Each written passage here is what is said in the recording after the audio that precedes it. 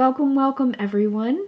It is so good to be with you today. I am very excited about this video because practicing IFS over the last couple of years has made my experience of being alive so much nicer. And I think what I love most about IFS is its framework of how all of these parts of our personalities organize themselves and interact with each other. But I will admit there is a less excited part of me who is like, oh my god, this sounds so hooky. Everyone's gonna think you're starting a cult.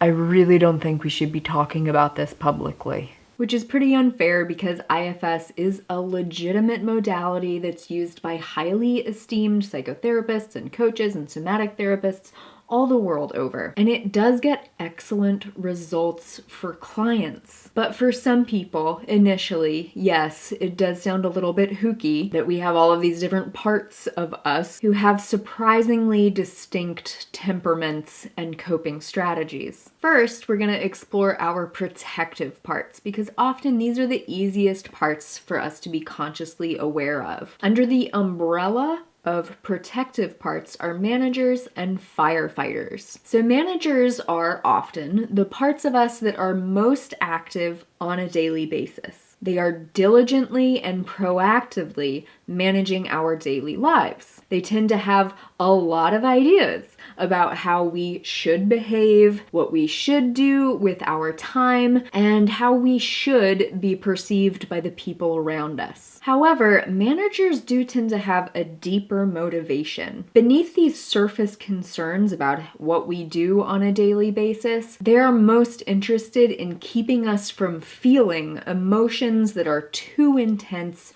or too painful. In terms of eating patterns, my dieting and restricting manager came online when I was about 12 years old in response to me feeling humiliated and rejected at school. That manager knew how important it was for me to make connections beyond my biological family, where I also felt regularly judged, rejected, and belittled. And that part saw how many more opportunities for connection the skinny, popular girls at school seemed to have. On the surface, my dieting and restricting manager is making rigid rules for me about which foods to eat and how much. But the deeper motivation was to make me desirable and likable to people I needed to connect with. By dieting and restricting and shrinking my body, this part thought that I could become perfect, desirable, wanted, valued, beyond reproach, and above humiliation and rejection. That part is very upset that I just messed up, which let me feel some kind of weird sense of control over this intensity that I otherwise felt out of control of. I had another manager who worked alongside the restriction by being extremely critical of my behavior, my body, and my thoughts in some backhanded effort to motivate me. I could describe its role with one sentence: you suck, do better. And these particular managers found themselves in direct opposition with another category of protectors, the firefighters. So like real life firefighters, these parts react to intense emotions that are unacceptable or too painful, that have already been activated. So when you think of managers, think of proactive avoidance. And when you think of firefighters, think of reactive distraction. Firefighters will do whatever it takes to distract or numb emotions that feel too intense. Firefighters get really bad reputations because they have no consideration for the consequences of their actions. They will do whatever it takes to make the emotional torment stop.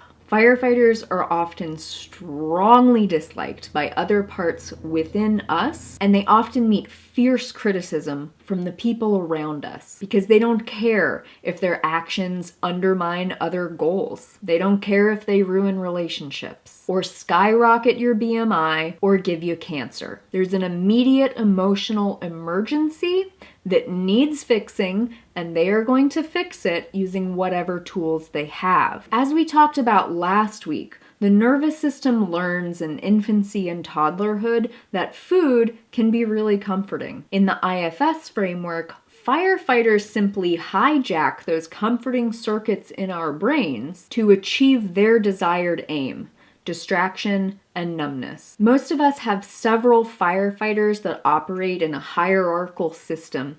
The least disruptive firefighters get activated first, generally. If that firefighter's chosen behavior or coping strategy doesn't work, more disruptive firefighters will come online to try to tamp down that emotional intensity. In my system, I have a firefighter that distracts me from emotional upset by going on social media. But when I don't let myself do that, it's time for a Netflix binge. But if I don't let myself blob on the couch, a food binge will usually do the trick. But what if I don't let myself do that? I used to have a pretty solid alcohol abusing part, but since I got that under control, I'm not left with much else, which cues a despondent descent into suicidal ideation and self-harm. Less extreme firefighters always know that if they don't do their job, a more destructive alternative will show up. In years past, I have talked about how my eating disorder saved my life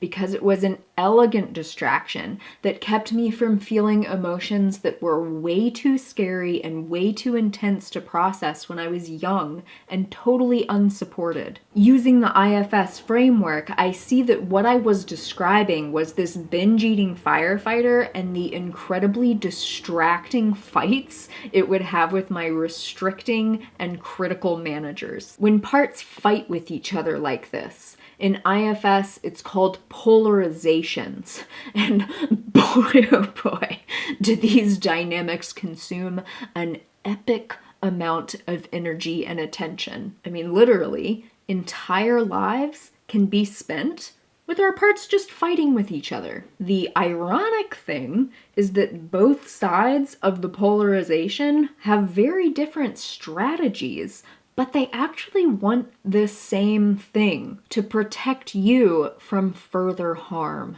which can be a really hard pill to swallow because, like, Lord knows, my managers hate my firefighters, and my firefighters think my managers are tone-deaf morons. But the truth is that all protectors have good intentions. They are trying to keep you from ever feeling the unbearable pain that you felt before. Unfortunately, they cause all sorts of mayhem in the process because they leverage things like calorie restriction, emotional eating, debilitating depression, addictive substances, or outright self-harm to get that job done. In their logic, what they're doing to protect you is not as bad as what seems like to them the deeper, scarier feelings. And those deeper, scarier feelings are held by parts called exiles. They are called that because they have been exiled from our conscious mind. The emotions and beliefs that they hold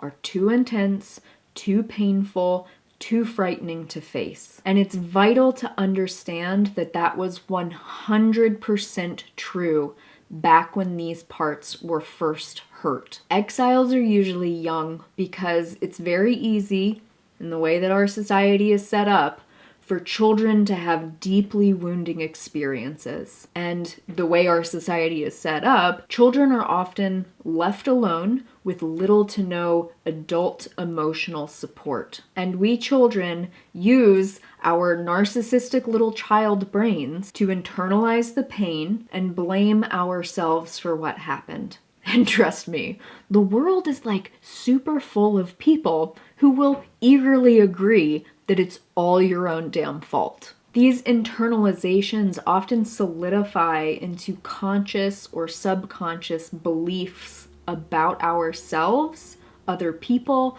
or the world around us. So not only are these exiles burdened with an embodied, felt sense experience of very painful emotions, they also carry burdensome beliefs that there is something fundamentally wrong with them, that they're unlovable, unlikable, worthless, incapable, alone, and that the world is unsafe and they're not worthy of protection. Because exiles have been cut off from consciousness, they're alone. They're often young, scared, lonely, and very, very sad. Because of this, if or when they do get a chance to break into our conscious awareness, they often show up full force, desperate to get anybody's attention who might be able to help them, notice them, love them. And because they show up with so much intensity,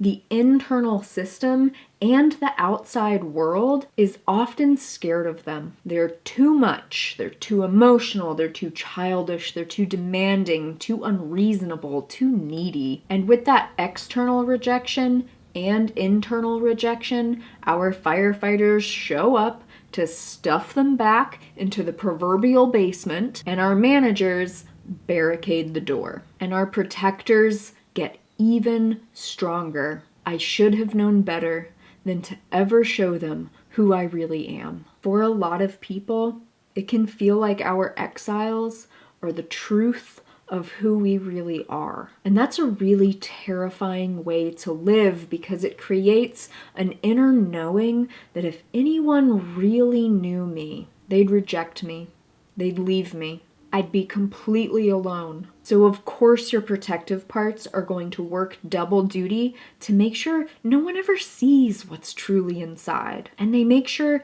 that you don't even have to feel it either. But your exiles are not who you are at your core. They are simply parts of you who hold painful burdens, which may lead you to start asking the super reasonable question, who the fuck am I? Which in my humble opinion is like the best question you have ever asked. It is the starting point of a great journey inward. Because, and I need to preface this by acknowledging that what I'm about to say may, at first, land as ridiculous new agey psychobabble, but I have to say it because it's the truth. Who you actually are is something incredibly precious, far beyond what you may be able to feel right now. In IFS, the truth of who we are is called the self, capital S, which is an appropriate term, but it's also like completely inadequate to describe what is actually our own drop of universal consciousness, our own unique flavor of cosmic awareness that each one of us humans gets to embody in this lifetime. Your self is your deepest core essence. Some IFS teachers associate the self with the soul and have pointed out the overlap between self-energy and the core beliefs of many esoteric traditions, many of which have specific names for this divinely connected, peaceful, wise aspect within us all. The self cannot be corrupted or contaminated, no matter what happens to us. The self cannot be broken or lost or ruined. It can only be covered up by the deranged raving of part 2 during the innocence of youth. Did their best to make sense of unfairness. And it is connection to this self-energy